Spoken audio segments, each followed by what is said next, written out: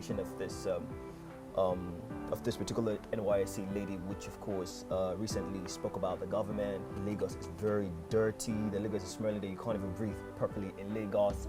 And of course, also she went further to talk about the president. Like the president is not done well at all. She said many things about the president, and so NYSC summoned her and back forth. But here's the question. Okay.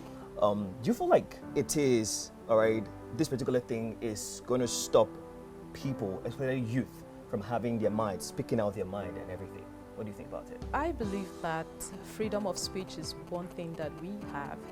But even though we have freedom of speech, there is a proper way to put things and to construct things so that it's not going to be derogatory to our leaders, because definitely they are our leaders. So even though we are going to put out what we think or what we feel, it should be constructive. And yes, very constructive, not disrespectful. You can actually pass across a message without being disrespectful. So yes, I think that's my one cover. It was an amazing thought.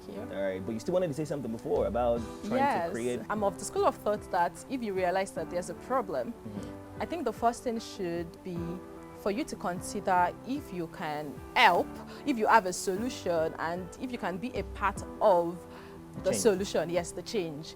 I mean, so I was actually just saying that the Corper could have just started making a research on how to control dirt and smell, because I believe there is a chemical out there. I'm not sure. I think I read some years back that there's a chemical that I think, yes, it was a chemical that you pour in soak away, this latrine, and then it just eradicates the smell.